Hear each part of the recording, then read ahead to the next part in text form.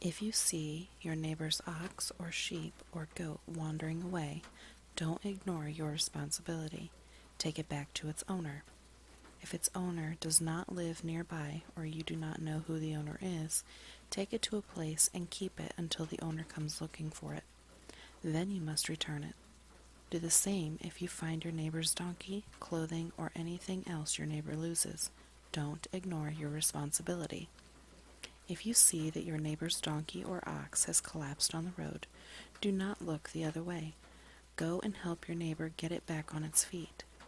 A woman must not put on men's clothing, and a man must not wear women's clothing. Anyone who does this is detestable in the sight of the Lord your God. If you happen to find a bird's nest in a tree or on the ground, and there are young ones or eggs in it with the mother sitting in the nest, do not take the mother with the young.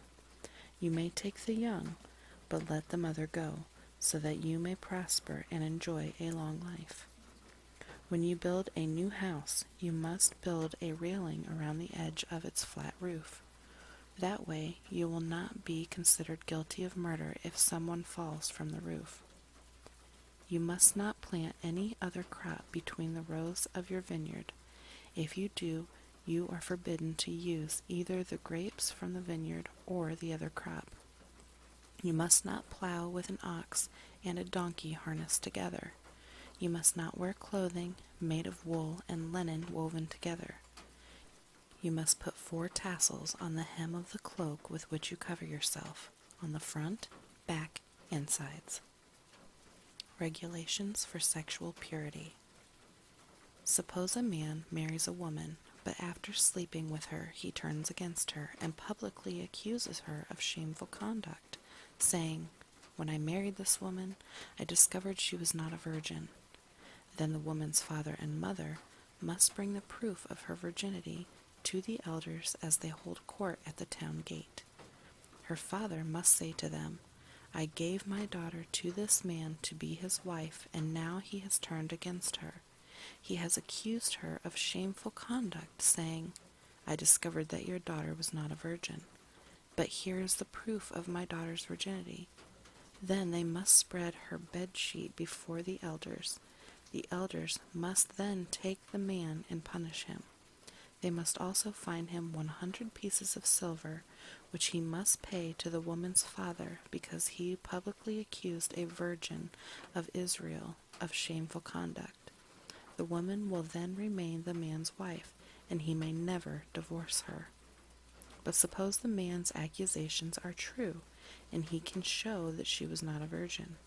The woman must be taken to the door of her father's home, and there the men of the town must stone her to death, for she has committed a disgraceful crime in Israel by being promiscuous while living in her parents' home. In this way you will purge this evil from among you. If a man is discovered committing adultery, both he and the woman must die.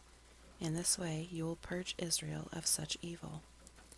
Suppose a man meets a young woman, a virgin who is engaged to be married, and he has sexual intercourse with her. If this happens within a town, you must take both of them to the gates of that town and stone them to death. The woman is guilty because she did not scream for help. The man must die because he violated another man's wife.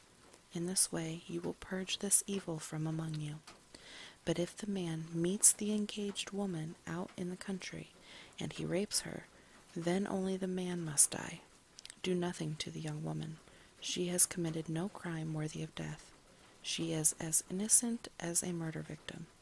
Since the man raped her out in the country, it must be assumed that she screamed, but there was no one to rescue her. Suppose a man has intercourse with a young woman who is a virgin, but is not engaged to be married. If they are discovered, he must pay her father 50 pieces of silver. Then he must marry the young woman because he violated her, and he may never divorce her as long as he lives. A man must not marry his father's former wife, for this would violate his father.